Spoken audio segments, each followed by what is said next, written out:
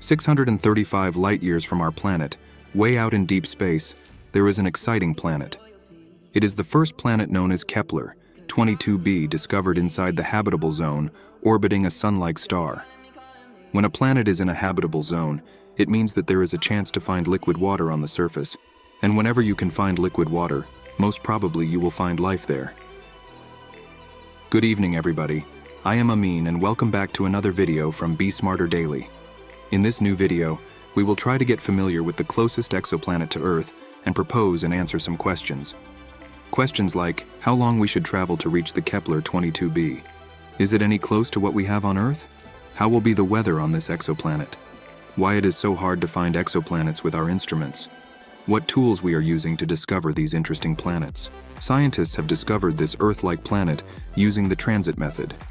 Transiting Exoplanet Survey Satellite, or TESS, is the main space telescope that scientists are using for discovering exoplanets. In this method, the scientists watched the Kepler 22 star for a while, and they noticed a change in the brightness of the star over time. That was because Kepler 22b was hindering its star's light from passing and reaching Earth. During this discovery, we learned the size of 22b and the way of orbiting this planet around its sun. Measurements showed that this planet can be our next destination after Earth to live on.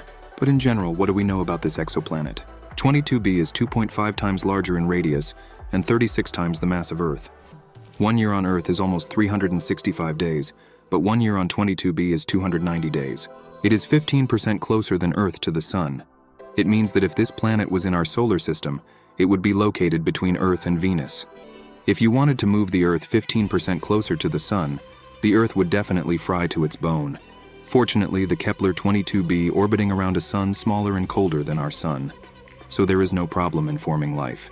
Being placed this close to the star enables the Kepler 22b to receive the same amount of sunlight that we receive daily from our sun.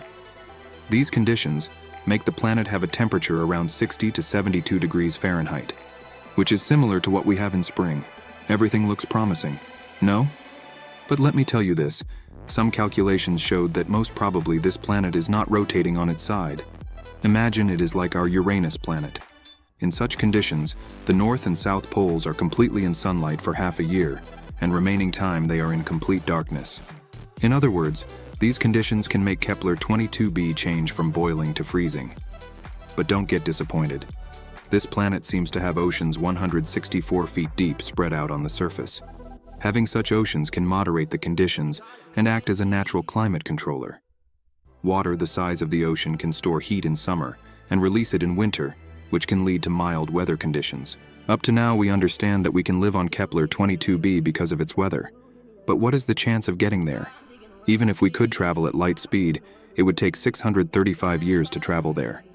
Hibernating using cryogenic sleep will be the best solution for such space travel.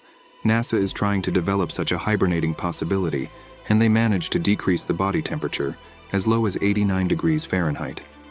Using these tubes, we will be able to get to this planet, but it will take 635 years besides the possible risks of space travel. There are some factors that we cannot determine without studying the planet very closely. Gravity is one of them. We still do not know anything about the gravity level of Kepler 22b. It can be twice as gravity on Earth. So, if you are 165 pounds, you will be 330 pounds on this planet.